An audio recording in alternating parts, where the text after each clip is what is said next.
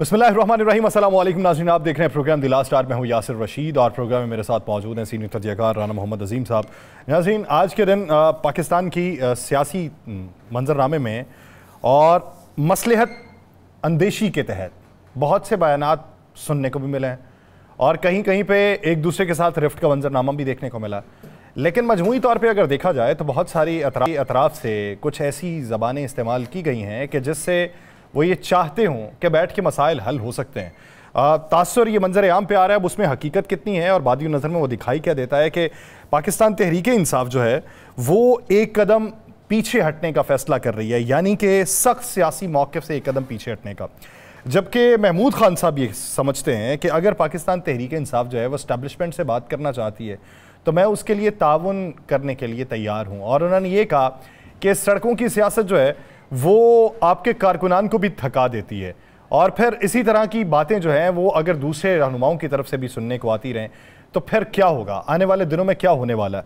लेकिन इसके साथ साथ जब ये बातें चल रही हैं तो उसमें फिर से कुछ लोग ऐसे मौजूद हैं जो ये बावर करवाना चाहते हैं और बताना चाहते हैं कि बानी पाकिस्तान तहरीक इंसाफ को जो जेल के अंदर सहूलियात हैं, हमें तो ऐसी सहूलियात नहीं मिली थी। यानी वो इस बात के ऊपर फिर मुसर हैं कि उन्हें सहूलियात हैं, उनके साथ अच्छा सलूक है, हमारे साथ नहीं था और ये इनके साथ आने वाले दिनों में अच्छा कितना और हो सकता है इस बारे में वो बात करना नहीं चाहते। जिस तरीके से अगर देखा जाए तो जावेद लतीफ़ साहब कहते हैं कि जेल में मुझे तो मई जून में एक ड्रम में रखा जाता था।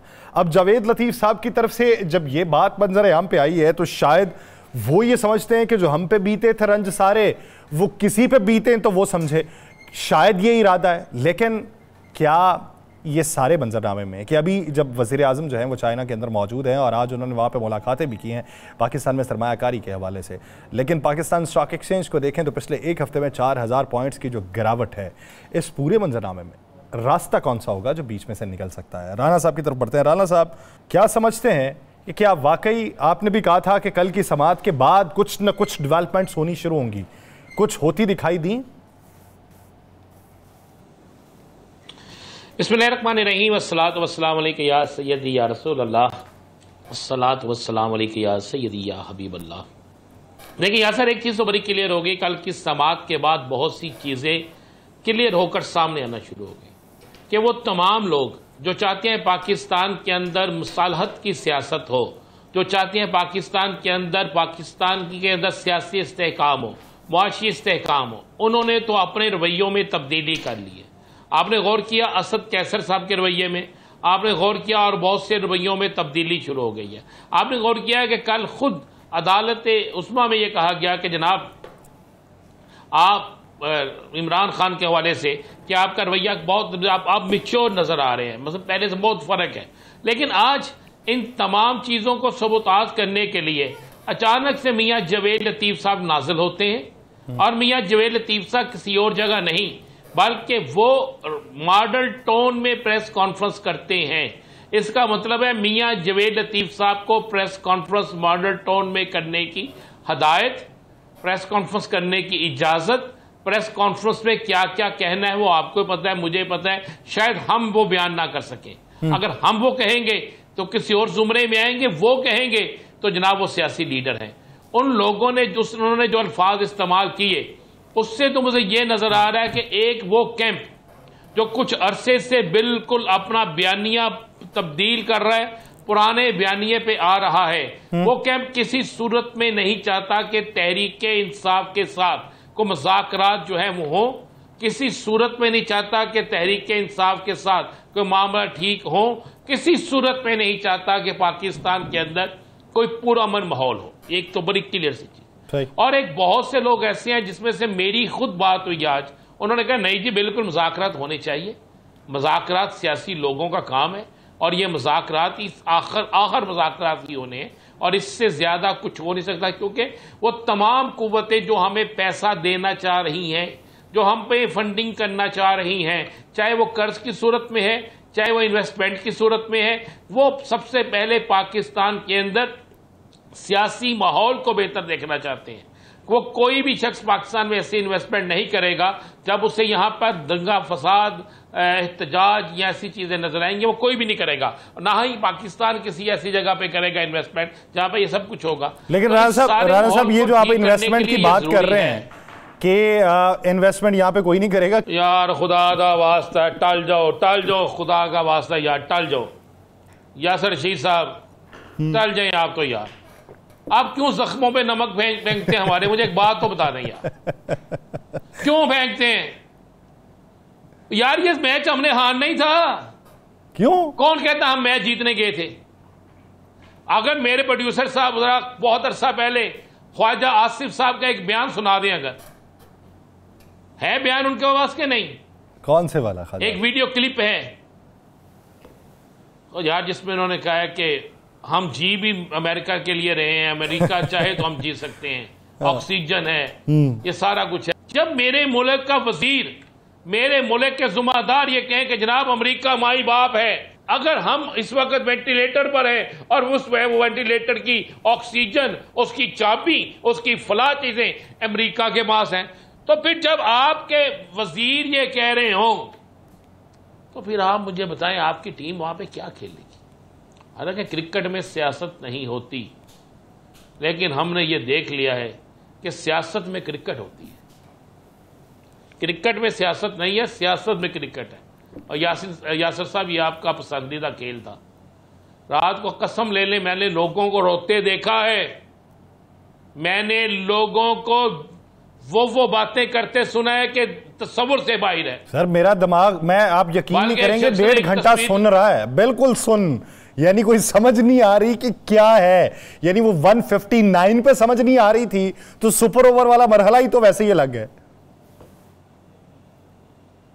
और भाई बात यह है, मैं फिर वही कह रहा हूं कि आप ये देखें ना, मुझे ना बच्चे को तरबियत घर से मिलती है, घर से मिलती है ना तरबियत। तो घर से अगर आप, मुझे नहीं समझ आई कि वो क्लिप हमें चला देते तो समझ आ जाती पूरी कौम को कि जब हमें घर से ये सब कुछ मिलेगा तो हम आगे से क्या करेंगे। तो ये रात वाला मैच जो है ना, रात वाला मैच, इसने हमें हिला के रख दिया।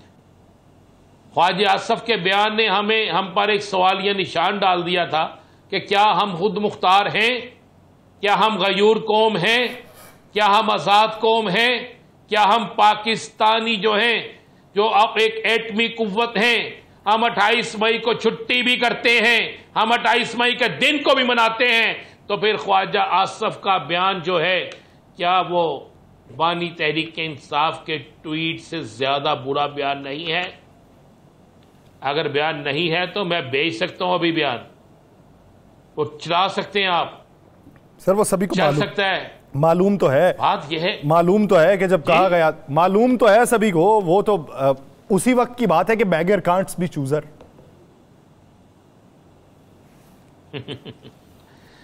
अब आप मैच को छोड़ दें, जब हम तो हर मैच हार चुके हैं। हम दुनिया से मैच जीते कौन से? अमेरिका तो फिर एक सुपर पावर है ना। हम किस मुल्क से जीते हैं? इन्हें किसी शो में भेजो, आप इन्हें क्रिकेट खेलने भेज रहे हैं। मुझसे मेरे से भी मोटे मोटे बंदे आपने टीम में शामिल किए हुए हैं, सिफारिशें आप करते हैं। आपको भी चांस चाहिए। जिनसे अपना वजन नहीं उठाया जाता आप कहते हैं यार ये बेहतरीन बैट्समैन है। छोड़ दें यार, जिनकी उम्र अब साथ नहीं दे रही, जिनकी उम्र अब अल्लाह तौबा करने वाली, आप उनको भेज देते हैं। और यार एक मुल्क जहां पे 98% जो उस मुल्क की आबादी जिस खेल को सपोर्ट करती है, जिस खेल को पसंद करती है, किस तरह हो सकता है कि उस मुल्क के अंदर इतना टैलेंट ना हो? टैलेंट है, सिफारिश नहीं है। टैलेंट है, किसी बड़े बुक मेकर के साथ माजरत से राब्ते नहीं है। टैलेंट है, लेकिन बाकी चीजें नहीं है। राणा साहब इस पे अब बहुत मेहनत की है, कोई शक नहीं, बहुत मेहनत किया है हसन नकवी साहब ने, बहुत मेहनत की है। टीम को लेकर भी गए, टीम को बेहतर होटल भी दिया, लेकिन खेलना उन्होंने इतनी, खेलना तो टीम ने है ना। अब बाबर आजम क्यों नहीं आए मुझे बताएं ना ओपनिंग पे? एक ओवर था ना, एक ओवर, टॉप खिलाड़ी है, साइम को क्यों नहीं भेजा? बाबर आजम साहब क्यों नहीं आए? बाकी लोग जो टॉप स्कोरर है वो क्यों नहीं आए? ये सवाल आप तो उठेंगे। कमेंट्री सुन रहे थे रात को? यस साहब, आप तो सुन रहे होंगे ना? अच्छे तरीके से सुन अगर ये चंद सेकंड और ना आते तो क्या होना था? अगर ये चंद सेकंड और ग्राउंड के अंदर ना आते तो क्या होना था? सर वो लेट ही आए हैं, वो उनकी अच्छी बात है कि अमेरिका ने रिपोर्ट नहीं किया, नहीं तो और ड्रामा लगा होना था। ये लेट एंटर हुए हैं। लगाना वो सोचते पे सर। और मैं कह रहा हूं लत्ता कम दिया भैया सर। अब तो कल मैंने तो सोचा है कि कल जाए नमाज आप भी बिछा लें, मैं भी बिछा लूं और बैठ जाएंगे अल्लाह अन्य कर दे इंडिया की टीम कह सकते हैं ना। इसमें मजीद बात कर लेते हम ये तो कह के थक गए अल्लाह इन्होंने तगड़ा कर दो। तगड़ा कर दो।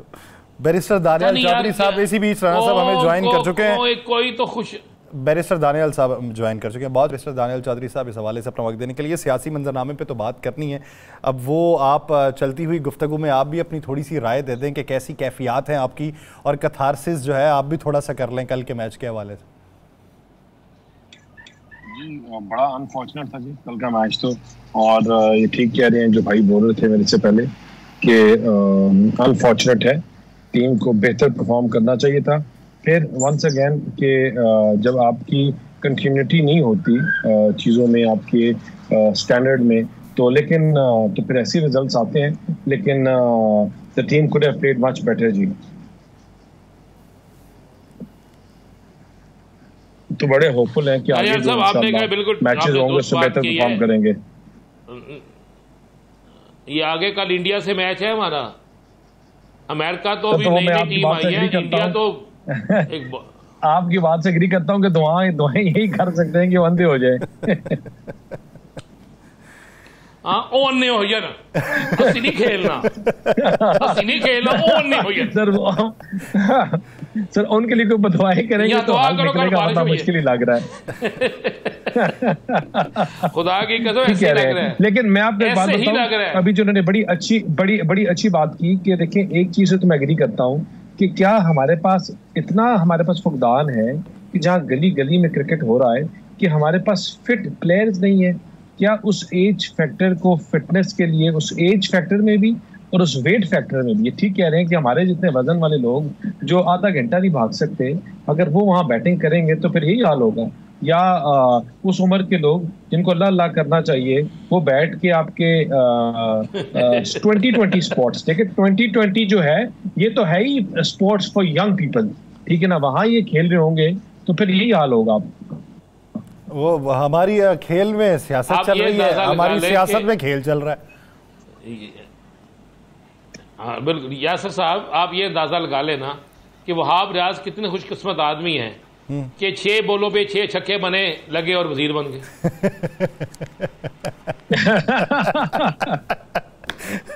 सर छक्के है तो सही याद है ना आपको? हाँ याद है। 6 बॉलों पे 6 छक्के उनको लगे और वजीर बन गए। और मुझे भी दे यार, दानियाल साहब को भी दे और आपको भी दे, मौका जाए हम भी जाके क्रिकेट खेलें। चले सियासी मंजरनामे के हवाले से बात कर लेते हैं। दानियाल साहब अगर देखा जाए तो कल की समाअत के बाद कुछ चीज़ें जो हैं वो सेटल्ड होती दिखाई देती हैं, क्यों बादियों नज़र में, ये हमारी राय है, आप उससे इख्तलाफ कर सकते हैं। तो ये चीज़ें आपको मुस्तकबिल करीब में एक मेज़ पे बैठाती हुई दिखाई देती हैं? देखें, मैं एक बड़ा as a student of politics मेरा बड़ा स्ट्रांगली बिलीफ है कि सियासत में जो हर चीज़ की जो आखिरत है ना, वो है नेगोशिएशन एंड नेगोशिएशन। जब सब चीज़ें बंद हो जाएं, सब दरवाजे बंद हो जाएं, सब चीज़ें फेल हो जाएं, सब टॉक्स ख़त्म हो जाएं और फिर एक दरवाज़ा खुलता है, उसका नाम है दोबारा नेगोशिएशन। वो इसलिए क्योंकि देखें, या तो आपने का कहना हो कि हमने उनको मार के ख़त्म कर देना, फिर तो चले और बात होगी। अगर हमने चीज़ों को चलाना है तो फिर दोनों तरफ से हमेशा चीज़ें चल इस तरह सकती हैं कि टेम्परेचर कूल डाउन हो, ये गाली गलोच बंद हो, चीज़ों को अंडरस्टैंड करें और देखें कि पाकिस्तान का नुकसान ना हो अपनी ज़ाती मफाद के लिए। और उससे जब बैठ के डायलॉग करेंगे तो इंशाल्लाह अगर वो एजेंडा ये हो, लार्जर उस कैनवस पे ये तस्वीर बनानी हो कि क्या करें कि जिससे मुल्क को भी फायदा होगा और हम भी बैठ के अपने आप को, अपने गंदे कपड़े दुनिया के और आवाम के सामने ना धोएं, तो फिर बैठ के चीज़ों का हल निकालना जाएगा। लड़ाई से, मुक्कों से, जलाओ घिराव से कभी भी मुल्क या कोई चीज आगे नहीं बढ़ती, और मुल्क जो है इससे तबाही की तरफ जाते हैं, बेहतरी की तरफ नहीं जाते। तो इसको बड़ा सीरियसली लेना पड़ेगा। जो हमारे तहरीक-ए-इंसाफ में भी दो ग्रुप से अब हमारे बाज सेंसिबल लोग हैं जो बैठ के बात करते हैं कि भाई कि हमें इस चीज़ में लीड लेनी चाहिए, हमें चीज़ों को एमिकेबली रिजॉल्व करना चाहिए, ये अंडरस्टैंड करना चाहिए ये अफवाज पाकिस्तान की है, ये पाकिस्तान के मुहाफ़िज़ हैं, इनको इनके साथ ये मुल्क है, हमारे जितने एक्सटर्नल फोर्सेस, एक्सटर्नल थ्रेट्स हैं पाकिस्तान को, तो हमारा तो एक हफ्ता शायद आधा बलोचिस्तान ही ना चल सके अगर हम इनको कमज़ोर करें। तो इन चीज़ों को एट लार्जर पिक्चर अंडरस्टैंड करके चीज़ों को बेहतरी की तरफ तभी जा सकती हैं कि जब हम एक अपनी डायग्राम के एक कैनवस के अंदर एक लाइन लगा दें कि इसको हमने क्रॉस नहीं करना, इसके अंदर हम अंदर रह के खेलेंगे। जब हम इसको अंडरस्टैंड करेंगे तो आई थिंक ये चीज़ें बेहतरी की तरफ जाएंगी। और जूं क्योंकि आज भी हमारी पार्लियामेंट में कुछ भाइयों से, सीनियर लोगों से तहरीक-ए-इंसाफ की बात हुई, तो मुझे लग रहा है कि सैनिटी विल प्रिवेल और चीज़ें एमिकेबली रिजॉल्व होंगी और होनी चाहिए। लेकिन अगर फिर आप जलाओ गिराओ, अपने मुल्क दुश्मन अनासर की चीज़ों को प्रोपगेट करोगे, अगर पाकिस्तान को कमज़ोर करने की कोशिश करोगे, ऐसी स्टेटमेंट्स दोगे जहां स्टेट फिर उसकी सॉवरेंटी सबोटाज होती है, तो फिर चीज़ें आगे नहीं बढ़ सकती। देखिए, सिर्फ नेगोशिएशन का जो ओनली वाहिद हल है वो ये है कि आप उसके लिए बैठने के लिए तैयार हों और चीज़ों को एमिकेबली लेके चलें। तो जब आई थिंक इस चीज़ के ऊपर वो अपना दिमाग बना लेंगे तो थिंग्स विल सेटल। हम तो कल भी कहते थे और आज भी कहते हैं कि चीज़ों को मफाहमत से, ठंडे दिमाग से बैठ के हल करना चाहिए।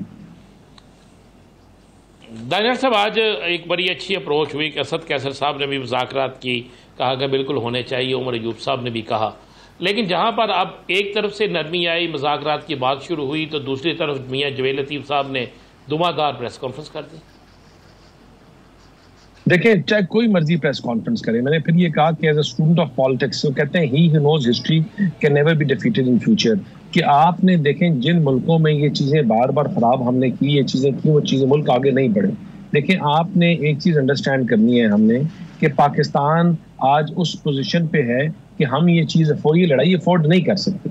ये ना विद इन इंस्टीट्यूशनल ना आउटसाइड इंस्टीट्यूशंस चीज़ों को, जावेद साहब सीनियर बंदे हैं और लेकिन चीज़ों को एमिकेबली आगे लेके तभी जाया जा सकता है कि जब बैठ के चीज़ों को अंडरस्टैंड किया जाएगा। जो देखिए, उनका जो प्रोस्पेक्टस है, उनका कहने का यही मकसद है कि देखिए, जो मुल्क दुश्मन अनासर या ऐसी स्टेटमेंट्स जो पाकिस्तान के सलामती या पाकिस्तान के इदारों के खिलाफ हैं, वो मुल्क को डीरेल करती हैं, मुल्क को नुकसान पहुंचाती हैं। और जो लोग इस लाइन के ऊपर चलेंगे, हम उनके साथ बैठ के मुज़ाकरात नहीं करेंगे और नहीं कर सकते।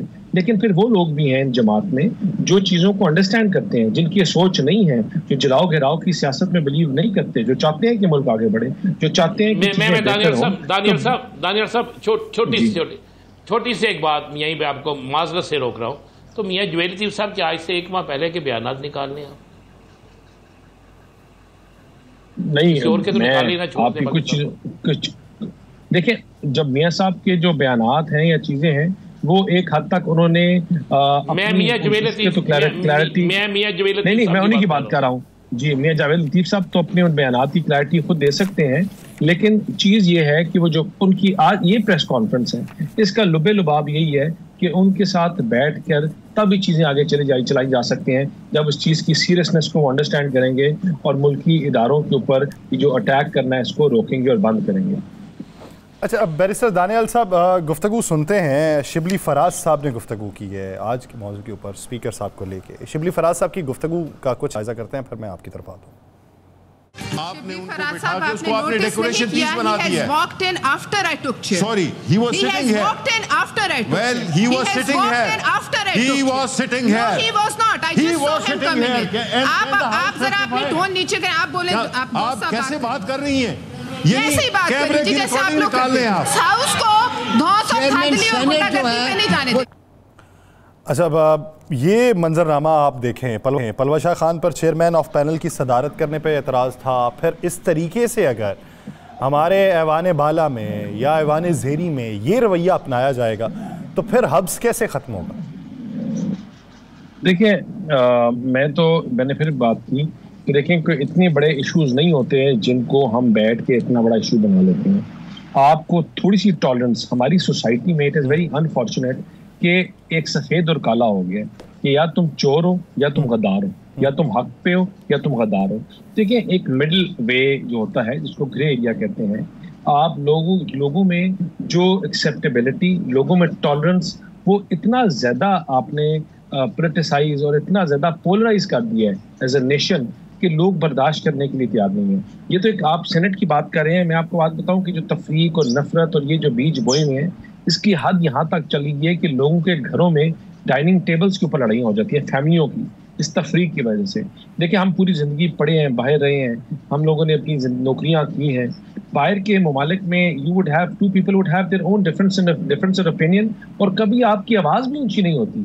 कभी आप इस तरह से, जिस तरह हम बातें करते हैं, देखिए हम रोल मॉडल्स हैं। मुझे बड़ा अफसोस होता है कि एज रोल मॉडल्स हम कभी सेनेट में बैठ के कागज़ फाड़ें, वो मेरी जमात हो या कोई और हो, लेकिन कभी कि मुल्क के डिग्निटरीज आए हों, हम गाली गलौज कर रहे हों, हम आगे से उंगलियां दिखा रहे हों, हम इस तरह की हरकतें कर रहे हों, तो ये गलत रवायत है। और इस रवायत से ना मुल्क ना कौम बनती है। और इस कौम को बड़ी ज़्यादा, मैं एक बात बताऊँ, वेरी अनफॉर्चुनेट, लेकिन बड़ी ज़्यादा गाइडेंस की ज़रूरत है, बड़ी ज़्यादा बर्दाश्त की ज़रूरत है, बड़ी ज़्यादा इनको इनको सही ट्रैक पे डालने की ज़रूरत है कि बर्दाश्त का मादा ख़त्म हो गया है। बात बात पे लोग एक दूसरे को मार देते हैं, बात बात पे किसी के ऊपर कोई गंदे से गंदा इल्ज़ाम लगा दो, बात बात के ऊपर आप किसी को कोई बुरे से बुरा आप चीज़ कह दो, और कोई इसकी रिमॉर्स भी नहीं है। जो कहने वाला जो होता है उसके दिल में भी कोई नहीं कि मैंने किसी खातून से बदतमीजी की है, ये आदमी के साथ की है, या इसकी लाइफ इफेक्ट होगी इस चीज़ के साथ कि इस डटाई के साथ हम अपनी सोसाइटी को पोलराइज कर रहे हैं और उसको तबाही की तरफ लेके जा रहे हैं कि दिस इज़ बैड। और ऐसी चीज़ों को भी देखें जी, ये this upper house, it is one of the senior most politicians of this country, they should conduct themselves honourably.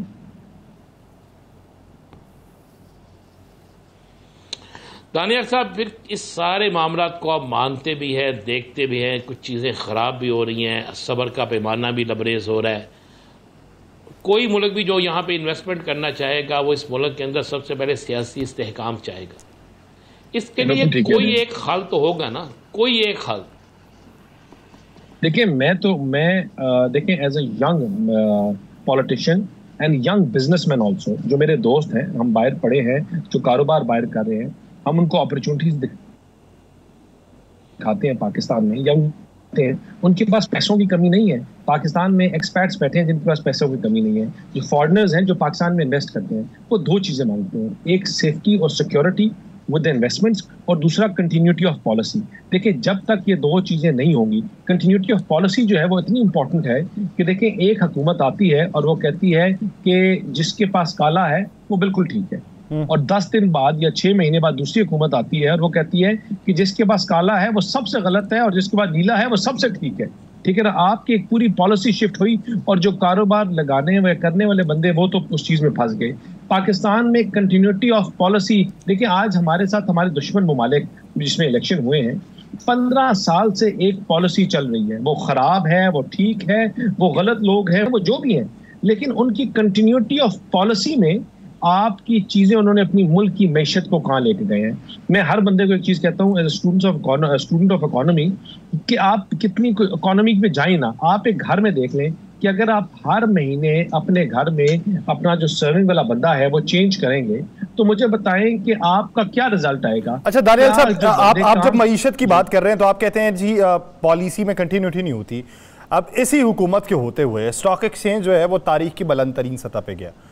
अब जब हमारे मुल्क में सरमायाकारी के हवाले से बातें हो रही हैं और बैरूनी दौरे हो रहे हैं, तो पिछले एक हफ्ते में 4000 पॉइंट्स की कमी वाक़ई हो जाना, तो वो पॉलिसी को कहाँ पे खड़ा करता है? देखिए नहीं, वो 2-3 चीज़ें होती हैं, मार्केट में ट्रेंड्स आते हैं। मैं इसलिए कह रहा हूँ क्योंकि I know little bit of Ramzan जब आता है जो ईद से पहले, तब थोड़ी मार्केट ऑटोमेटिकली स्लो होती है, लोग पैसे रोक लेते हैं। बड़ी ईद के पहले भी थोड़ा सा इसका इफेक्ट होता है, मतलब जो दिहाड़ीदार से लेकर इकोनॉमी पे थोड़ा बहुत लोग अपने पैसे रोक लेते हैं। हमारा साइकी, हमारी कल्चर है, इसका कोई डायरेक्ट लिंक उसके साथ नहीं है। लेकिन आप जो आपकी कंटिन्यूटी है, देखिए आप लार्जर स्केल में अगर ग्राफ देखें तो उसका अपवर्ड्स ट्रेंड है और वो अपवर्ड्स ट्रेंड कंटिन्यूटली जा रहा है। अगर कुछ दिनों की मंदी आए तो ट्रेंड्स नहीं दिखाता, वो तो एक कोई ऐसी चीज है जिसकी वजह से नीचे जा रहा है। लेकिन एट ओवरऑल अगर आप देखेंगे तो चीजें बेहतर हो रही है। फूड इन्फ्लेशन कम हो रही है, आपकी इन्फ्लेशन ओवरऑल कम हुई है, आपका सर्कुलर डेट कम हो रहा है, आपका डॉलर जो है वो एक थोड़ा स्टेगनेंट है, एक कंटिन्यूटी उस पर आ रही है। लेकिन इन तमाम चीज़ों के साथ देखें ये चीज़ें आगे बढ़ेंगी तब जब कंटिन्यूटी ऑफ पॉलिसी होगी, कि जो पॉलिसी बने वो अगले 10 साल के लिए पॉलिसी हो। ये नहीं हो सकता कि आप एक पॉलिसी बना के जाएं और अगली हुकूमत को जाए तो वो कहे जो पॉलिसी पिछले ने बनाई थी वो तो डाकू थे, चोर थे, आप नई पॉलिसी फिर बनाएंगे।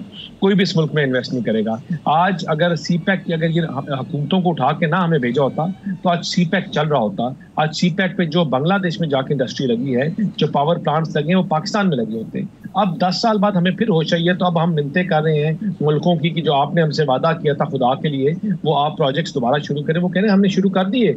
उनसे पूछो किधर, तो कहते हैं बांग्लादेश में, आपके और 7 ममालिक में, क्योंकि you did not have a continued policy. और जो कारखाने पाकिस्तान में लगने थे वो आज और मुल्कों में जाके लगे हैं। मैं I know personally people in Lahore जो इंडस्ट्रियलिस्ट हैं अपने कारखाने उठा के लेके चले गए हैं। क्या अपने मुल्क से उनको प्यार नहीं है? उनको प्यार है, मुहिब वतन है, लेकिन एक पॉलिसी ना होने की वजह से कि जिसके पास ताकत आए वो बिजनेसमैन को निचोड़ने शुरू हो जाए, जिसके पास ताकत आए वो उसका गला पकड़ ले, जिसके पास ताकत आए उससे पैसे निकालने के लिए उसको ब्लैकमेल करें। तो अगर ये आपकी अप्रोच होगी तो पाकिस्तान में इन्वेस्टमेंट नहीं आएगी। शॉर्ट टर्म में तो आ जाएगी, कोई आपको 2 साल, 1.5 साल, 3 साल, लेकिन आपके जो बिजनेसमैन होते हैं वो एक चिड़िया की तरह होते हैं, मानद कि जिस छत से उसको एकदम पत्थर लग जाए वहां आके दोबारा नहीं बैठता। तो ये पॉलिसीज इनको गवर्नमेंट एट स्टेक रियलाइज करेगी, हमारे ब्यूरोक्रेट्स रियलाइज करेंगे कि हम उनकी गर्दनें नहीं पकड़ सकते। पाकिस्तान में आधी चीजें तो सरकारी तौर पे इतनी मुश्किल है कि लगाने के लिए कोई काम को सीधा काम करने के लिए लोगों की चीखें निकल जाती हैं। आप हो तो छोड़ दें, आप खाली अपने घर का नक्शा पास करवाने जाएं या आप एक प्लाजे का नक्शा पास कराने जाएं, इतना मुश्किल प्रोसेस है, आपकी चीखें निकल जाए, ठीक है ना। तो आप जब इन्वेस्टमेंट की बात करते हैं, यहाँ लोग मिलियंस ऑफ डॉलर्स लाना चाहते हैं, तो वो मिलियन ऑफ डॉलर्स ला के कमा के वापस कैसे लेके जाएंगे? यकीन दहानी भी उन्हें चाहिए कि ताकि वो पाकिस्तान में लेके आए तो इसका आउटपुट उन्हें मिल सके। पाकिस्तान में लेके आए तो पॉलिसी जो है उसके ऊपर उन्हें तहफ़्फ़ुज़ मिल सके कि ये देर पा चलने वाली होगी, और उसके लिए मिल बैठ के बात करना बेहद ज़रूरी है। बहुत शुक्रिया बैरिस्टर दानियाल चौधरी साहब इस हवाले से अपना वक्त देने के लिए। नाज़रीन, दीगर इश्यूज़ पे बात करेंगे एक शॉर्ट ब्रेक के बाद, कहीं नहीं जाएगा। Stay with us.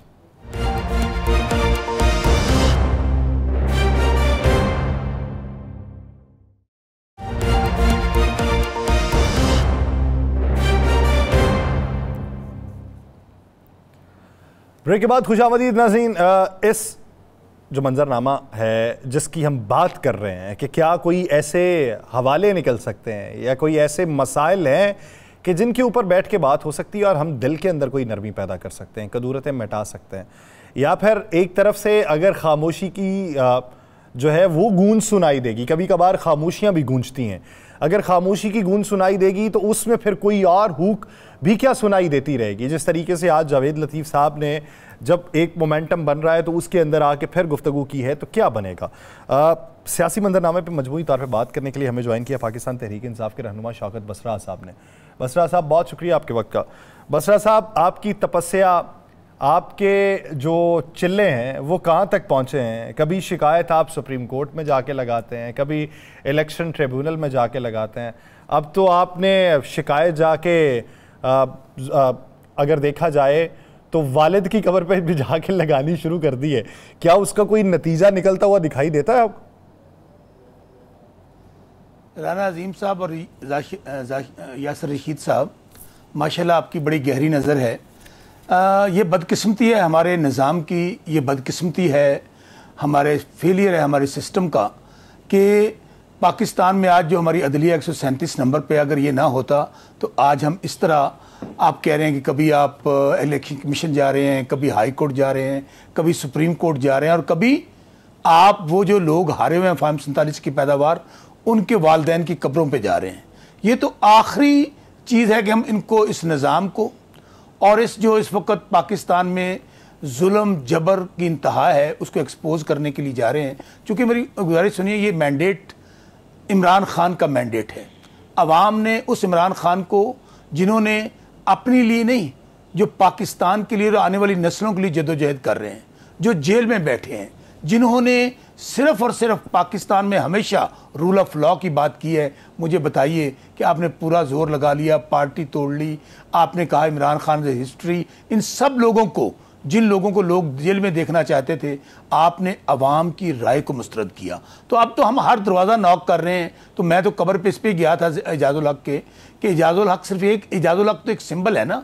इस तरह 2/3 मेजॉरिटी है हमारे पास, अवाम ने वोट दिया है, 2/3 मेजॉरिटी दी है 180 के करीब हमें नेशनल असम्बली में। इसी तरह 2/3 मेजॉरिटी हमें दी है पंजाब में, सिंध में, केपी में, बलूचिस्तान में।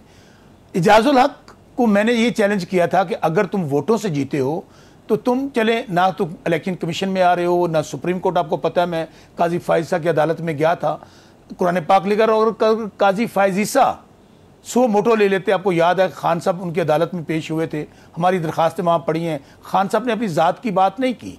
खान साहब ने ये नहीं कहा कि मुझे डेथ सेल में रखा हुआ है। खान साहब ने कहा कि 8 फरवरी को पाकिस्तान की तारीख का सबसे बड़ा डाका पड़ा है। एक बात तो बताइएगा जरा मुझे, एक बात तो बताइएगा शौकत बसरा साहब, ये जो जिस कमरे में खान साहब को रखा हुआ है, ये बार बार एक ही शोर मच रहा है, बड़ी आसाइशें हैं, बड़ी आसाइशें हैं।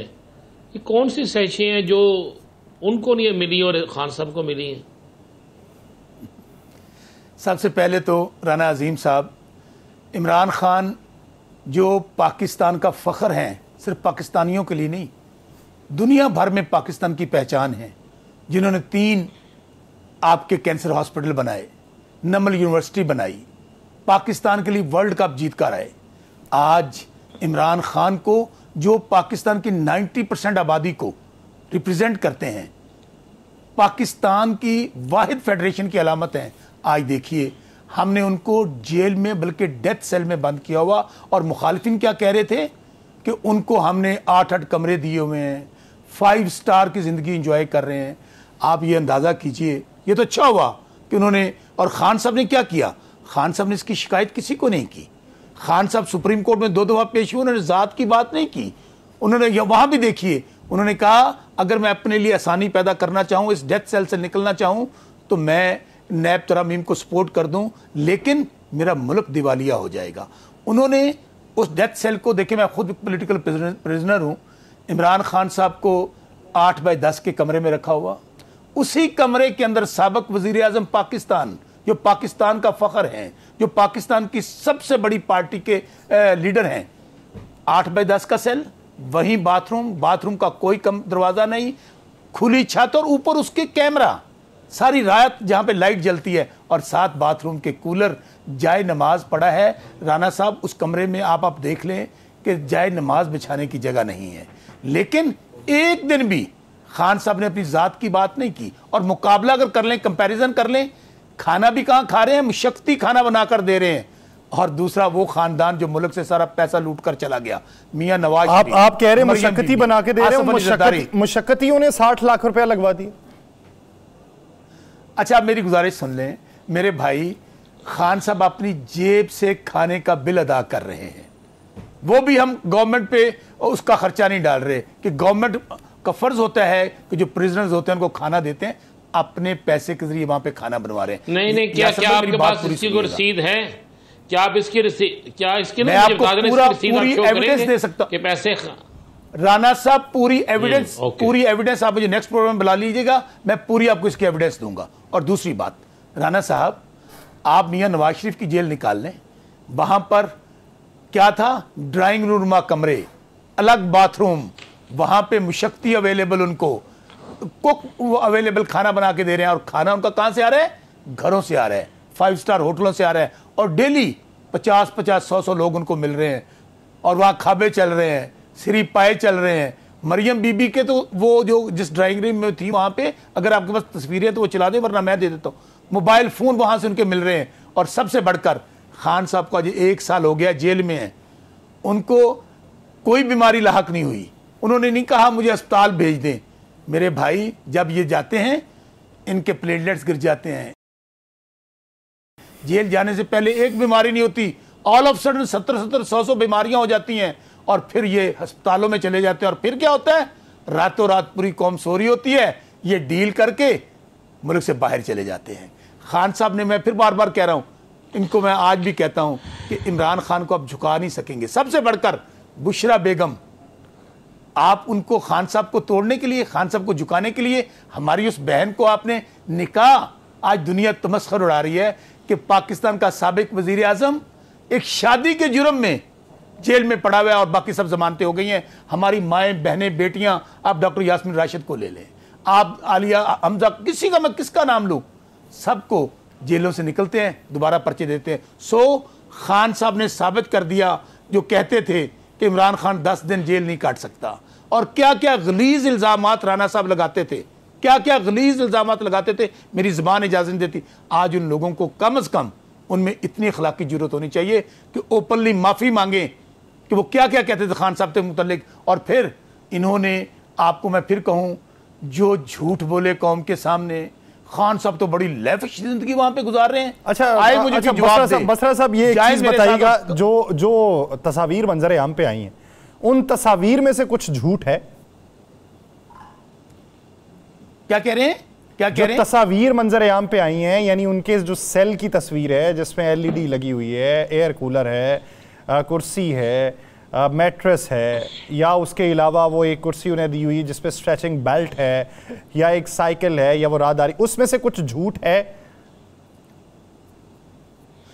मैं फिर आपको गुजारिश करने लगा हूं, हम कब क्या कह रहे हैं, कौन से एक साबिक वजीर आजम को आप जरा जेल मैनुअल्स निकाल लें। मैं खुद वकील हूं, मैंने भी 5 दफा जेल काटी है, B क्लास, A क्लास, और यहां मुझे अभी तक याद है। आप कह रहे हैं कि LED लगी है जिसमें सिर्फ आप PTV देख सकते हैं, जिसको दुनिया को, मियां नवाज शरीफ तकरीर कर रहे थे, टोटल 88 लोग देख रहे थे उसको, वो आपने उनको PTV LED दी है।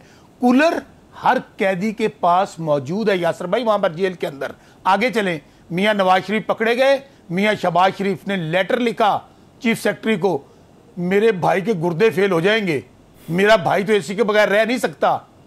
क्या बातें करते हैं यार, कंपैरिजन करते हैं आप खान साहब का इन लोगों के साथ, उन लोगों के साथ जिनका सिर्फ और सिर्फ जो इशू है, पाकिस्तान में आते हैं दिहाड़ियां लगाने के लिए, पाकिस्तान का माल लूटने के लिए, और पाकिस्तान की आवाम का माल लूटकर कोई दुबई लीक्स आ रही हैं, कोई पनामा लीक्स आ रही हैं, कोई एमन फील्ड है, कोई स्विट्जरलैंड है। तो आज हमें फख्र महसूस हुआ। लेकिन मैं फिर कहूँ, खान साहब को ये फोटोग्राफ्स दिखाकर लोगों के सामने चाहते थे कि शायद खान साहब को जो हम बताएंगे कि इतनी, और मेरे भाई अब तो कंपैरिजन, हम चैलेंज कहते हैं, बोर्ड बना दें कोई।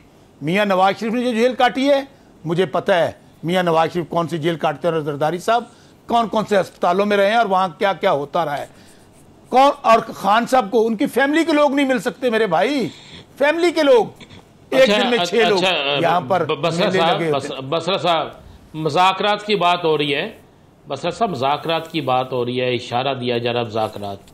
आखिरकार एक दफ़ा तो जमहूरी कुफ्तों को आपस में मुज़ाकरात तो करने चाहिए। राना साहब, आप क्या समझते हैं कि इमरान खान जिस वक्त पाकिस्तान के सबसे बड़े लीडर हैं, 90% कौम हमारे साथ खड़ी है, हम मुज़ाकरात से भागेंगे? मुज़ाकरात चाहते हैं, लेकिन किन से करें? ये तो डमीज़ कह लें, ममीज़ कह लें, पपेट्स कह लें, खुद कहते हैं कि जावेद लतीफ़ वगैरह लोग, कि हमें तो पता नहीं कौन लाया है। अच्छा, अब हम जो स्टैब्लिशमेंट की बात करते हैं, बार बार इसलिए कहते हैं कि ये, अभी आप पिछले दिनों देखा, इस हैसियत औकात देख लिया अपने वज़ीर आज़म की, 15 रुपये अनाउंस किया पेट्रोल कम करता हूँ। शाम को उसका वो वज़ीर ख़जाना जो आप नहीं लगा सकता था खुद, ये उसने कहा आप कौन होते हो अनाउंस करने वाले, 4 रुपये अनाउंस करेंगे। अब 12 रुपये की तो फिर बात हो रही है।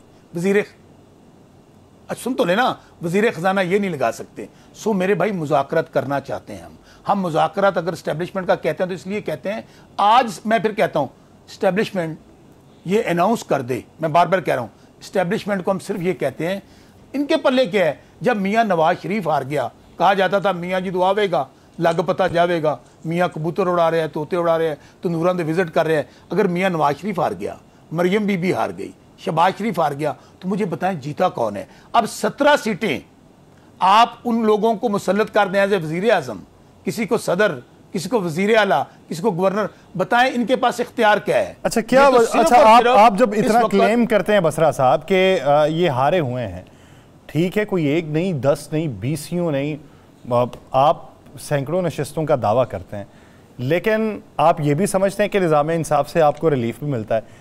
किसी एक नशिस्त पे अभी तक भी फैसला क्यों ना हो सका? बहुत इंपॉर्टेंट सवाल किया आपने। अगर अदलिया से हमें इंसाफ मिल जाता ना, तो मैं यकीन मानिए कि अभी तक 100 आपको जब नोटिफिकेशन होता था ना आपका ट्रिब्यूनल्स का, यासर भाई 180 दिन बाद फैसला होना होता है। आज मेरे ख्याल में 2 महीने गुजर गए हैं। बताइए क्या हुआ है? मैं आपको मिसाल दे देता हूँ। अभी आपने इजाजुल हक वाली बात की थी ना, मैं उसकी कब्र पे गया, जब वो नहीं आया तो मैंने कुरान पाक पे हल्फ दिया, ज़ियाउल हक की कब्र पे जो साबिक आमिर था उसका ये बेटा है, कि मैं हल्के की अवाम ने इमरान खान को 1 लाख वोट दिए। इमरान खान के सिपाही ने जो दुनिया से जा चुके हैं 40,000 वोटों से हराया। बसरा साहब जो नहीं बात सुने मेरी, देखिए हम ज़ाब्ता इख्लाक में रहते हैं। जो दुनिया से जा चुके हैं, जो दुनिया से जो नहीं रहे, उनकी एक खिदमत है नहीं, मैं तो पाकिस्तान के लिए या फौज के लिए। आप उसे आमिर का लफ्ज़ इस्तेमाल ना करें, फिर आमिर के साथ बहुत से लोग बहुत सी जगहों पर आप बाकी बात करें, हम आगे राना साहब मैं ना लेके चले। ठीक है, मेरी गुजारिश सुन लें। फैसल मस्जिद में वहां चूंकि उनका मज़ार है, अब वालिद की लाज तो रखनी चाहिए उनको। मैं उनको चैलेंज कहाँ का दे रहा हूँ? उनकी वालिद की कब्र का। चले आगे चलते हैं। अब इलेक्शन ट्रिब्यूनल, आपको पता है कि चीफ जस्टिस साहब ने 7 जजेस लगाए, और इलेक्शन कमीशन वो क्या कह रहे हैं, हम चीफ जस्टिस साहब आपके ऑर्डर को नहीं मानते, आप पैनल दे दें में 15 लोगों का। उसके बाद देखें, जब चीफ जस्टिस साहब ने दोबारा फैसला कर दिया, अभी तक इन्होंने जजेस नहीं लगाए। मैं आपको इस्लामाबाद की 3 सीटों की बात कर देता हूं यासर भाई। यहां पर हमारे तीनों MNAs तारक जहांगीर साहब जस्टिस हैं, उन्होंने पहली डेट पे ऑर्डर किया कि फॉर्म 45, 46, 47 लेकर आए। हमने जमा करवा दिए, हमारे कैंडिडेट्स ने लेकर आए। जो लोग जीते हुए हैं, तारिक फजल हैं, राजा खुरम हैं, अकील अंजम है, इन्होंने ना वो फॉर्म 46 जमा कर 45 जमा कराए। इवन इलेक्शन कमीशन को ऑर्डर किया, उन्होंने भी नहीं जमा कराए। इन्होंने क्या किया? इन्होंने फौरी तौर पर इलेक्शन कमीशन जो खुद एज अ मुल्ज़म पेश हो रहा है, ये जाके इलेक्शन कमीशन में इन्होंने स्टे ले लिया, दरखास्त दायर कर दी। वो जी जज साहब बड़ी जल्दी में फैसला कर रहे हैं, बताएं कहाँ जाए। अब मुझे बताइए हम कहाँ जाएं?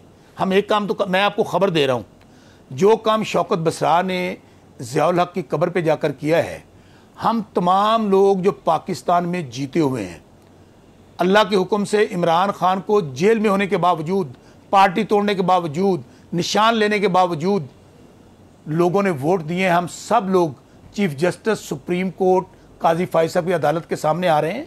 हफ्ते 10 दिन के अंदर कुरान पाक हम लोगों के हाथ में होंगे। अल्लाह की किताब से बड़ी किताब नहीं है। हम कुरान पाक पे हलफ देंगे, हमारे सब लोग एक एक आकर, कि हम लोग फॉर्म 45 के मुताबिक जीते हुए हैं। चीफ जस्टिस काजी फाइजा साहब हमें इंसाफ दीजिए। हमारी वो एप्लीकेशन जो आपके पास पड़ी हुई है उस पर 100 मोटो लीजिए। बताइए मुझे राना अजीम साहब, मेरा आपसे मासूमाना सवाल है, कुरान पाक से आगे कोई किताब है? अल्लाह की आखिरी किताब है, हमारा ईमान है। हम कहते हैं या वो कुरान से आगे ना कोई किताब है। राना साहब एक फिक्रा, हम कहते हैं बसरा साहब हम आप वो जो इस वक्त वक्त किसी और को तो बोलने नहीं देते। राना साहब वो लोग जिन्होंने बैठे हुए हैं असेंबलियों के अंदर, मियां नवाज शरीफ, मरियम बीबी, जितने लोग हैं, ये आकर कुरान पाक पे हलफ दे दें चीफ जस्टिस काजी फाइजा की अदालत के सामने, हम अपनी पिटीशंस वापस ले लेंगे। वरना हम कुरान पाक पर हलफ देने जा रहे हैं और इंशाअल्लाह दूध का दूध पानी का पानी हो जाएगा। उसी तरह हम चलते हुए ECP के सामने जाएंगे, वहां पर कुरान पाक पर हलफ देंगे और बताएं हम क्या करें। देखते हैं कि इस तरीके से क्या सुनवाई हो सकती है या समाअतें लग सकती हैं, उसके लिए वक्त का इंतजार है। बहुत शुक्रिया शौकत बसरा साहब। इस हवाले से अपने नाज़रीन दीगर इश्यूज़ पे बात करेंगे एक शॉर्ट ब्रेक के बाद, कहीं नहीं जाएगा। शहबाज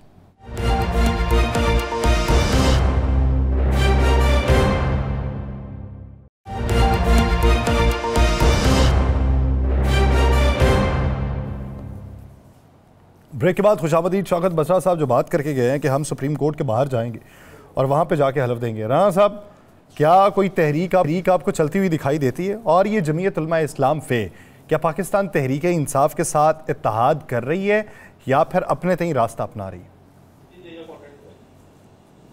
देखें, एक चीज़ तो बड़ी क्लियर है कि आज असद कैसर का बयान यही है कि हमारा तकरीबन मामला तय हो गया और बहुत जल्द हम ईद के बाद बड़ा सरप्राइज देंगे। लेकिन मुझे कुछ नज़र आ रहा है कि ईद के बाद बड़ा सरप्राइज तो आ रहा है और ईद से पहले भी कोई सरप्राइज आ रहा है। आपको ये भी बता दो, ईद से पहले भी कोई सरप्राइज आ रहा है और ईद के बाद भी कोई सरप्राइज आ रहा है। और जो बड़ा सरप्राइज आ रहा है उस सरप्राइज पे जहां तहरीक चलेगी, हो सकता है इस तहरीक से पहले ही बहुत से ऐसे मामला जो है वो तय हो जाएं और ऐसे मामला खुलकर सामने भी आ जाएं जिससे ये चीज साबित हो जाए कि अब हालात तब्दील होने वाले हैं। यासर, मैं आपको बिल्कुल इशारतन बता रहा हूं कि कुछ चीजें तब्दील होने वाली हैं। एक तो ज़हन में रखिएगा कि ईद से पहले एक बड़ी रहाई भी होनी है और अगर वो बड़ी रहाई ईद से पहले होगी जिसके 99% चांस हैं, तो इसका मतलब है कि मामला किसी और तरफ जा रहे हैं। मामला तहरीक की तरफ नहीं जा रहे बल्कि मामला जो हैं वो सुलझने की तरफ जा रहे हैं।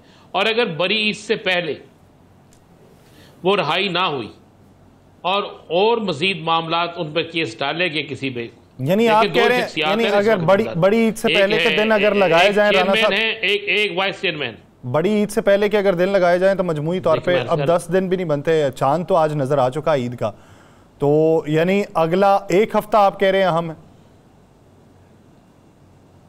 हाँ जी बिल्कुल, एक हफ्ता बड़ा अहम है। चांद तो 2 नजर आए हैं, एक तो चांद ईद का नजर आया अल्हम्दुलिल्लाह आज, तो एक चांद कल चले सी अमेरिका कोई बड़ा पैरा चांद सी वो ऐसा चांद सी जिन्हें पूरी कौम वन्ना करता।